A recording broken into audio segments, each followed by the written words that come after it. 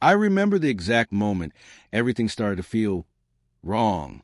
It was supposed to be a simple day, my birthday, nothing extravagant, just a quiet gathering at home with a few close people, some food, some laughter, maybe a few old memories revisited like we used to.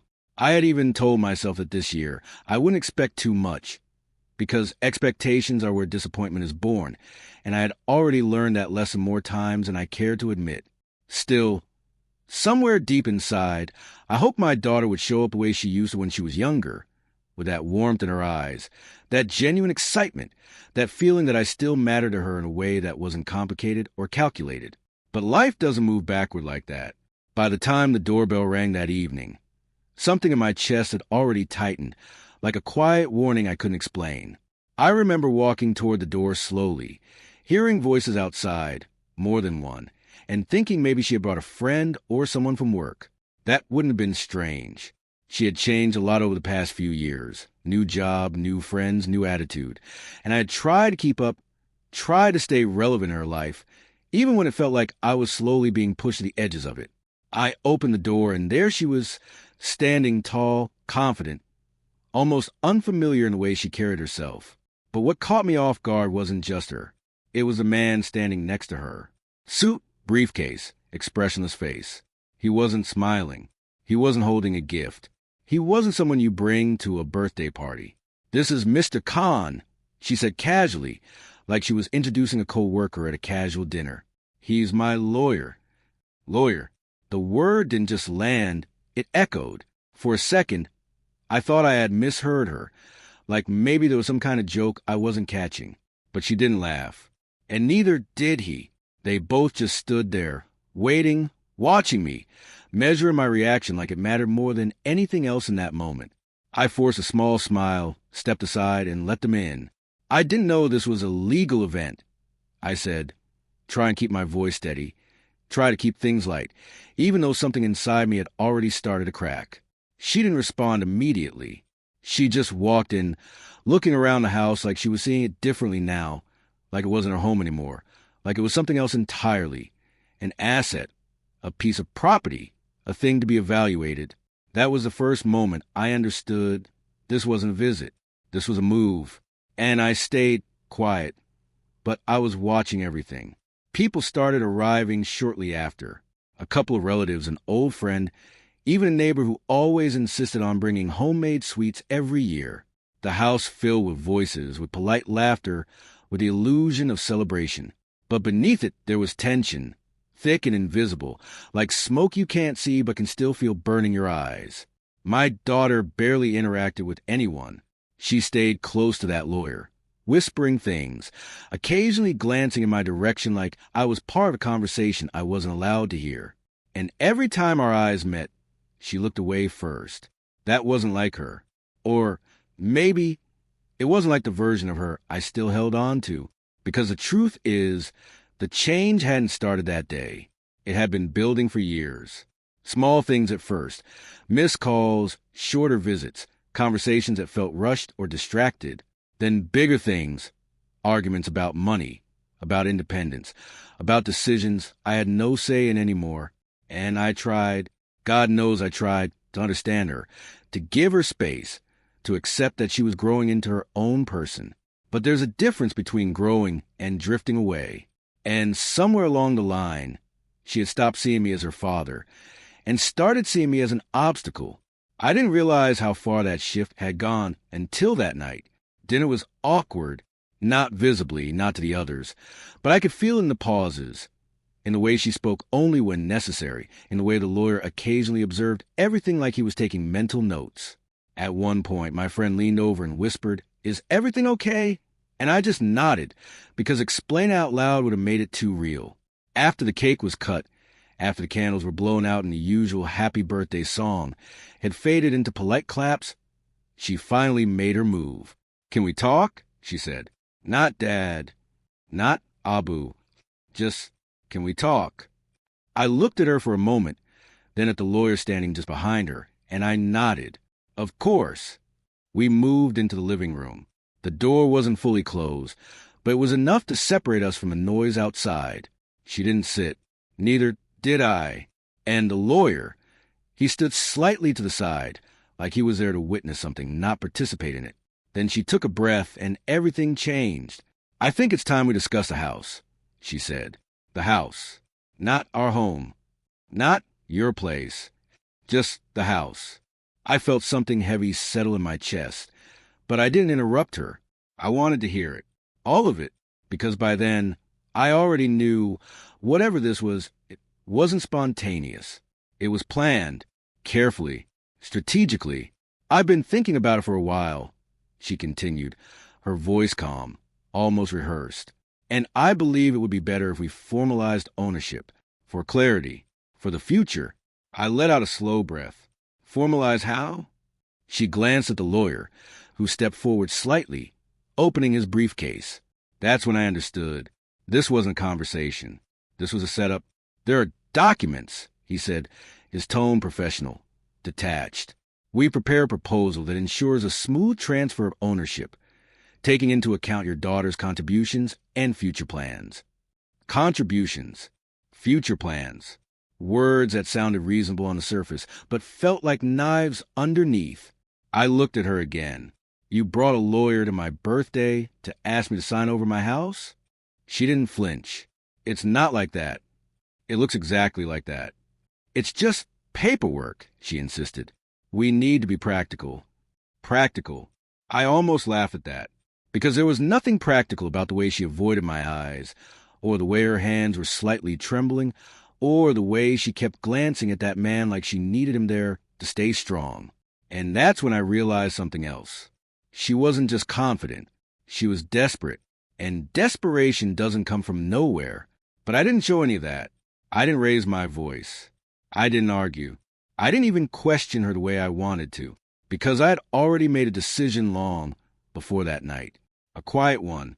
A careful one. The kind you make when you start noticing things don't add up, when conversations feel off, when trust begins to crack in ways you can't ignore anymore. I stayed quiet, but I was watching everything. And months before that birthday, I had started recording. Not because I wanted to trap her, not because I wanted to win, but because something inside me told me one day I would need the truth. And that was their biggest mistake. They thought I was still the same man, the one who would hesitate, who would avoid conflict, who would choose peace even when it meant losing everything. But they had no idea what I had already done. I looked at the documents the lawyer placed on the table. I didn't touch them. I didn't read them. I just stared at them for a moment, then looked back at my daughter. "Is this what you really want?" I asked softly. She hesitated, just for a second, but that second told me everything. "Yes," she said. And in that moment, something inside me didn't break. It hardened, because I finally understood this wasn't about misunderstanding. This was about intention. And intentions have consequences. I nodded slowly, stepping back slightly, folding my hands in front of me like I was considering it. "All right," I said quietly. "If this is how you want to do things, then we'll do it properly." Relief flickered across her face. The lawyer straightened slightly. They thought they had won. But I made one call, and everything changed, and the call I made that night didn't last long. It didn't need to. I stepped out onto the balcony, closed the sliding door behind me just enough to muffle the noise from inside, and dialed a number I had memorized months ago but hoped I would never have to use. My hand was steady, my voice even calmer than I expected when the line connected. "I think it's time," I said. There was a brief pause on the other end, then a quiet, understanding response. "Are you sure?" I looked through the glass door, watching my daughter inside, standing beside that lawyer, both of them waiting, both of them assuming this was just a matter of time before I gave in. "I'm sure," I replied. When I hung up, I didn't rush back in. I stood there for a moment longer, letting the cool air settle the storm inside me, not to calm down, but to focus. Because this wasn't about anger anymore. Anger is loud, reckless. What I needed now was precision. When I stepped back into the living room, nothing had changed on the surface. The laughter from the other room still floated through the house. The cake was still half cut on the table. The illusion of a birthday celebration was still intact. But underneath it, everything had shifted. "Well," my daughter asked, her voice carrying the edge of impatience she didn't even try to hide anymore. I gave a small nod, walking toward the table where the documents lay. "Let's sit," I said. We all took our places. She sat across from me. The lawyer sat beside her, already reaching for a pen like he had done this 100 times before. I noticed how confident he looked, how routine this felt to him. To him, this was just another transaction. To me, this was my life. "I'll need you to review these," he said, sliding the papers slightly closer to me. "But everything has been prepared in accordance with—" "I trust you've done your job," I interrupted calmly. That caught him off guard for a second. He blinked, then gave a small nod. "Of course." I placed my hand on the documents, but I still didn't open them. Instead, I looked at my daughter. "You said this is for the future." I said, "Yes." "For clarity." "Yes." I leaned back slightly.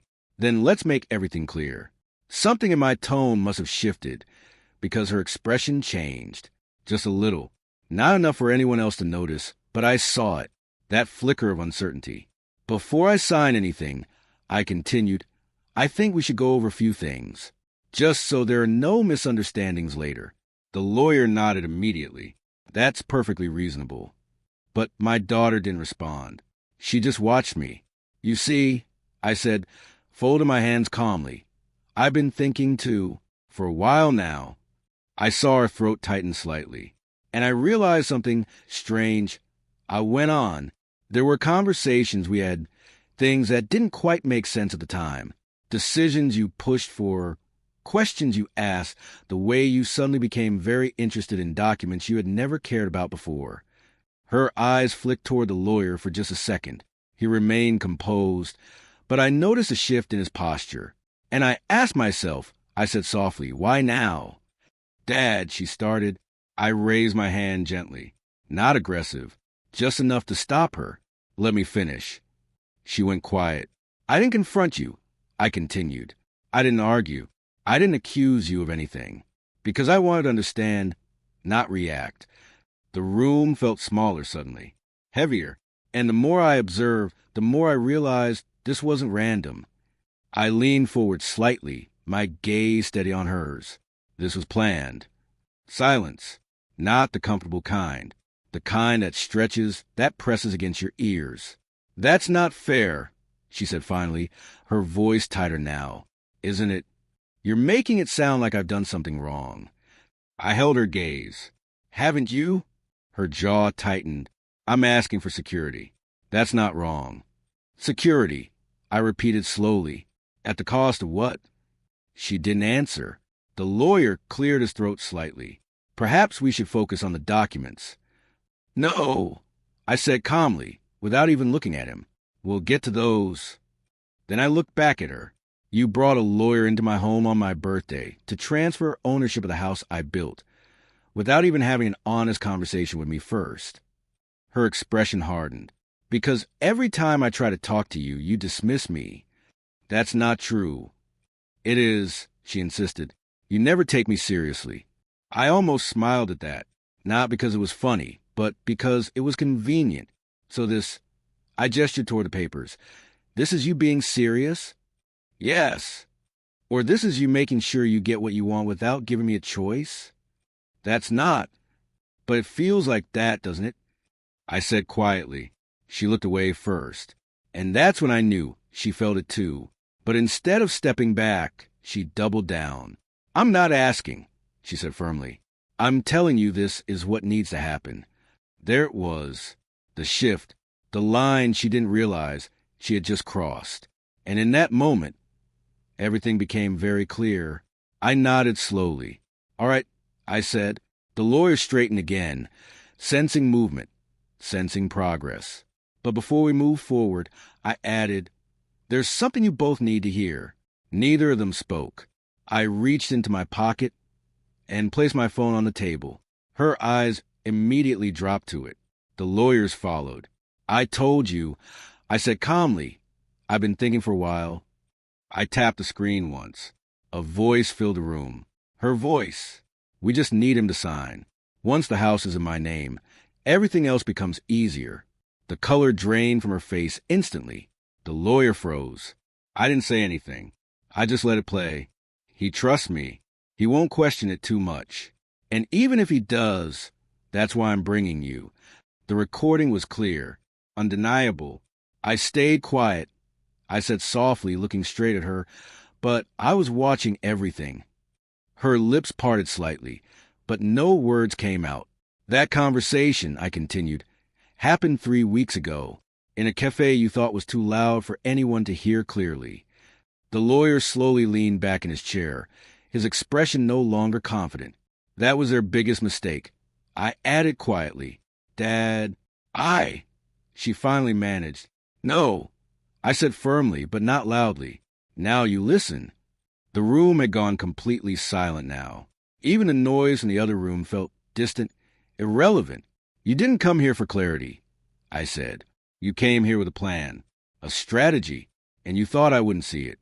Tears started forming in her eyes, but I didn't stop. You thought I would just sign like I always choose peace over confrontation. I leaned forward slightly. But you forgot something. She shook her head weakly. Please. They had no idea what I had already done. The lawyer finally spoke, his voice much more cautious now. Sir, perhaps we should. I suggest you listen carefully, I said, turning to him for the first time, my tone still calm but firm enough to stop him mid-sentence. Then I looked back at her, because this doesn't end the way you think it does. Her tears started falling now. I didn't just record conversations. I continued. I documented everything. Every message. Every discussion. Every time you tried to push me into decisions without full transparency. Her breathing became uneven. And more importantly, I paused slightly, letting the weight of the moment settle. I made sure I wasn't alone in this. Her eyes widened slightly. What do you mean? She whispered. I leaned back, folded my hands again. I said quietly, those documents you brought. I tapped them lightly. They're not the only ones that exist. The lawyer's expression shifted again. Concern now, real concern. And the ones I added, carry a little more weight. Silence again. Heavy, crushing. You see, I said, my voice almost gentle now. While you were planning how to take control, I held her gaze. I was planning how to protect everything. Her shoulders trembled slightly. I wasn't trying to hurt you. No, I said softly. You just didn't care if you did. That hit harder than anything else, because it was true, and we both knew it. I stood up slowly. This conversation is over, I said. The lawyer immediately gathered his papers, but his movements were no longer smooth or confident. He avoided my eyes completely. My daughter didn't move. Dad, she whispered, her voice breaking now. I paused just for a moment, but I didn't turn back. Not tonight, I said, and then I walked away. The next morning, everything changed. The next morning, the house felt different in a way that's hard to explain unless you've lived through something like that. Like the walls themselves had heard everything and were still holding on to it. Like the air was heavier, thicker, carrying the weight of words that couldn't be taken back. I woke up earlier than usual, not because I had slept well, but because sleep had barely come at all. My mind had been running through every moment from the night before, not with regret, but with clarity, the kind of clarity that only comes when something finally breaks in a way that can't be ignored anymore. For years, I had been trying to preserve something that had already started to disappear, trying to hold together a version of my family that only existed in memory, not in reality. But that morning, I wasn't holding on to illusions anymore. I got up quietly, made myself a cup of tea, and sat at the same table where those documents had been placed just hours earlier. The table looked ordinary again, empty, clean, as if nothing had happened. But I knew better. I took a slow sip, letting the warmth settle in, and then I reached for my phone. There were already messages waiting. 3 missed calls from her. 2 messages. Please talk to me. I didn't mean for it to happen like that. I stared at the screen for a long moment, then locked it without replying, because intentions don't erase actions, and explanations don't undo betrayal. I stayed quiet, but I was watching everything. About an hour later, there was a knock on the door, not hesitant, not aggressive, Just careful, measured. I already knew who it was. When I opened the door, she was standing there alone this time. No lawyer, no confidence. Just her eyes swollen, face pale, like she hadn't slept either. "Can I come in?" she asked softly. For a second, I said nothing, not because I was unsure, but because I wanted her to feel that pause, to understand that access, something she had always taken for granted, was no longer automatic. Then I stepped aside. She walked in slowly, looking around like she was seeing the house differently now. Maybe for the first time, she wasn't seeing it as the house, but as my home. We sat in the living room. The same space. But everything had changed. "I'm sorry," she said almost immediately, her voice trembling. "I really am." I nodded once. "I believe you're sorry." Her eyes lifted slightly, searching my face for something, maybe forgiveness, maybe relief. "But that doesn't mean it didn't happen," I added calmly. Her shoulders dropped slightly. "I didn't want it to go that way," she continued. I felt like I had no other option." I tilted my head slightly. "No other option than a plan behind my back?" Tears formed again. "You wouldn't listen to me." "That's what you tell yourself to justify it," I said quietly. "But we both know that's not the whole truth." She looked down, her hands twisting together. "I was scared," she admitted after a moment. "Of what?"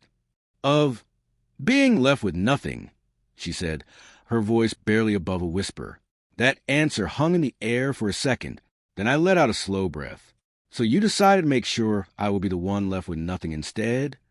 Her head snapped up. "No, that's not what But that's what it is," I said, not raising my voice, just stating it plainly. "You didn't come to talk. You came with documents ready, with a lawyer, with a plan already in motion."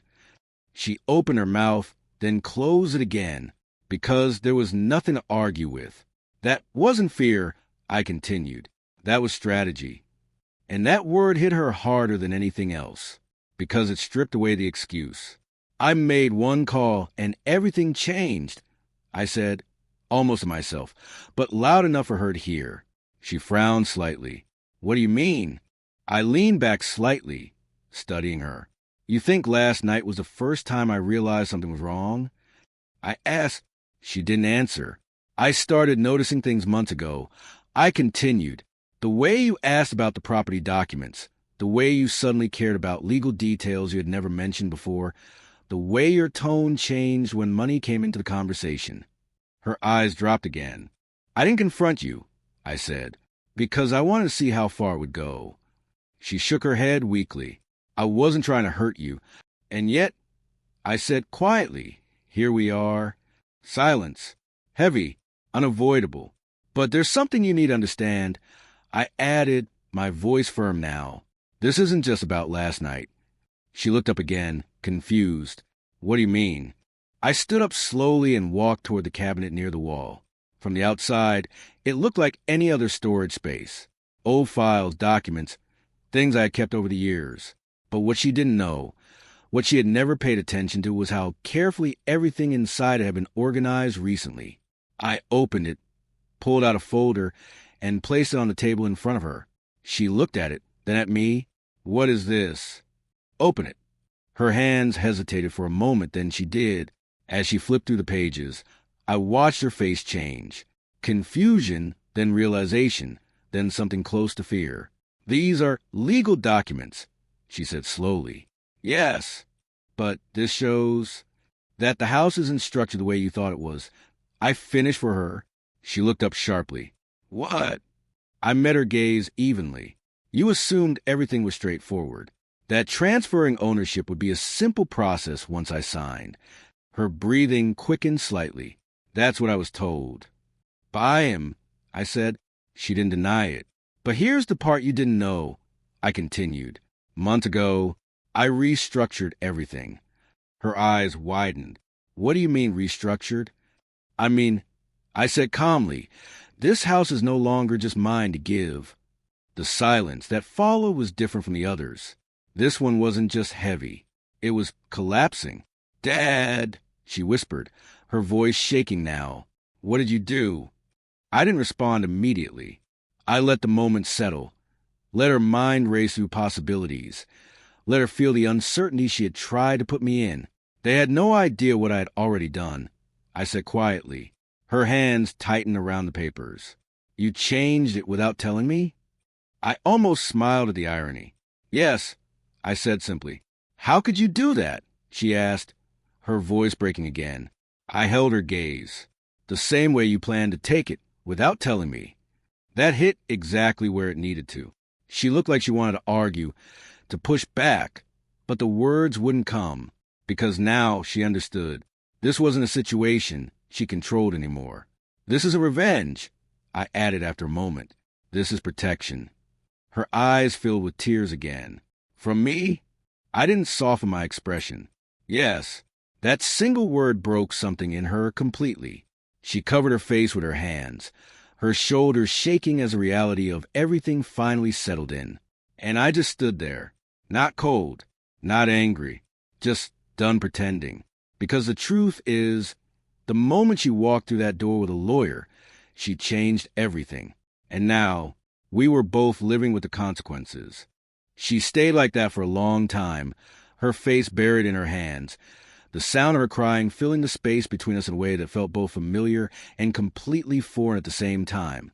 Because I had seen her cry before, of course I had. From the time she was a child who scraped her knee to the nights she was overwhelmed with exams or heartbreak or things she couldn't yet put into words. But this was different. This wasn't the cry of someone seeking comfort. This was the cry of someone realizing something had already been lost, something she couldn't undo just by saying sorry. And I stood there watching her, not because I didn't care, but because I finally understood that caring didn't mean rescuing anymore, not like it used to, not at the cost of losing myself in the process. And that was the hardest realization of all, because for years I had measured love by how much I was willing to sacrifice, how much I could absorb without breaking, how many times I could forgive without questioning. And somewhere along the way, I had taught her, without meaning to, that I would always bend, that I would always choose her over myself, no matter what she did. And maybe that was my mistake. Maybe that was where this all truly began. I didn't know, she said eventually, her voice raw, barely holding together. I didn't know it would come to this.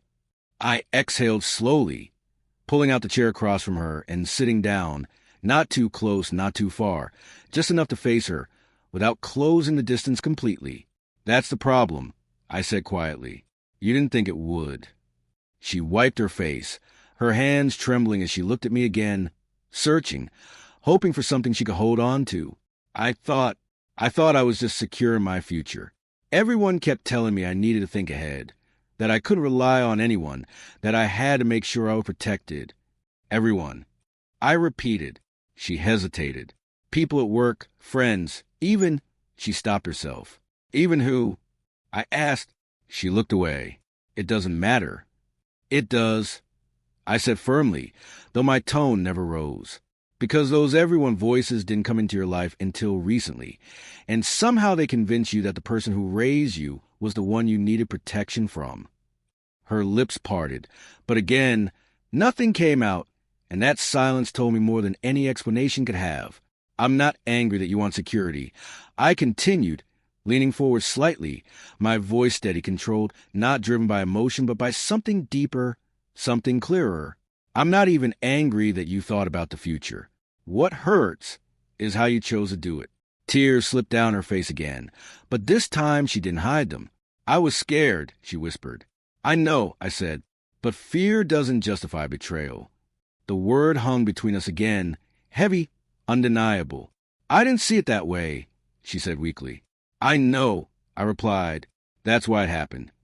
She looked down at the folder again, her fingers lightly touching the edges like it might somehow change if she just held it long enough.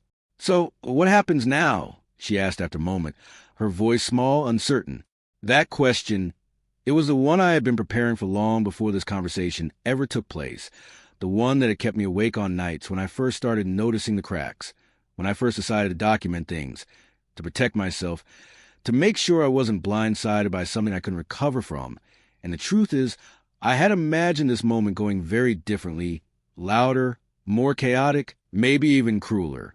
But standing there now, looking at her not as an opponent, but as my daughter, my only daughter, I realized something I hadn't expected. Revenge wasn't what I wanted. Clarity was, and consequences, but not destruction. I leaned back slightly, taking a breath before answering. Now, we move forward, I said. She looked up, confusion mixing with cautious hope. Forward how? Not the way you planned, I said calmly, and not the way things used to be either. She swallowed hard. Are you cutting me off? The question came out quickly, almost like she'd been holding it in, afraid to ask but needing to know. And for a brief second, I saw the same little girl in her eyes again, the one who used to worry about losing me over small mistakes, the one who believed I would always be there no matter what. But this wasn't a small mistake, and she needed to understand that. No, I said finally, I'm not cutting you off. Her shoulders dropped slightly, a breath escaping her like she had been holding it for too long. But things will change, I added. She nodded slowly, almost immediately, like she already knew that part. The house, I continued, gesturing lightly toward the folder, is protected now. Not just from you, from anyone. It's no longer something that can be transferred, manipulated, or taken without a process that involves more than just signatures and pressure. She listened quietly, absorbing every word. You will still have a place here, I said, but not ownership, not control, not like you tried to take. Her eyes filled again, but she didn't argue. And more importantly, I added, my voice softening just slightly, we rebuild this or we don't. She frowned slightly. Rebuild what? This, I said, meeting her gaze. Us. That word hit differently, because it wasn't about property anymore. It wasn't about documents or control. It was about something far more fragile. Trust. I don't know how, she admitted quietly. I nodded. Neither do I. Silence settled again, but this time it wasn't suffocating. It was uncertain, yes, but also honest. And that's the part you don't get to rush, I continued. You don't fix this with apologies in one morning. You don't undo months of planning with a few tears. She nodded slowly, her expression heavy but accepting. It will take time, I said, and consistency, and honesty, the kind you didn't show me before. I can try, she said, her voice trembling but determined. I held her gaze for a long moment, weighing her words, not dismissing them, but not accepting them blindly either. Try, I repeated, but understand this. If I see even a hint of what happened again, we won't be having this conversation a second time. She flinched slightly at that, but she didn't look away. I understand, she said, and for the first time since she walked into that house with a lawyer, I believe she actually meant it. Not completely, not fully, but enough to leave the door open. I stood up slowly, and after a brief hesitation, she did the same. There was a moment where it felt like she might step forward, like she might try to hug me the way she used to, the way she always did after arguments when she was younger, but she stopped herself, her hands tightening slightly at her sides. That was new. That was appropriate, because some distances aren't closed with instinct anymore. They're earned. I'll go, she said softly. I nodded once. She picked up her bag, glanced at the folder one last time, then at me, like she wanted to say something more, but didn't know how. And then she turned and walked toward the door. When it closed behind her, the house went quiet again. Not empty, just quiet. I stood there for a while, letting everything settle, letting the silence say what words couldn't. Because the truth is, I never wanted it to come to this. I never wanted to see my daughter as someone I had to protect myself from. But life doesn't always give you the version of people you remember. Sometimes it shows you who they become. And in those moments, you have a choice. Ignore it and lose everything. Or face it and risk losing something anyway. I walked back to the table, picked up my phone, and looked at the recordings again, the messages, the evidence of everything that had led us here, and then I locked the screen and set it down, because I didn't need them anymore. Not to prove anything, not to protect myself. Not today. That chapter had already done its job. I stayed quiet, but I was watching everything. And this time, I wasn't watching for betrayal. I was watching for change. Because forgiveness isn't about forgetting what happened. It's about deciding what happens next. And for the first time in a long time, that decision was mine.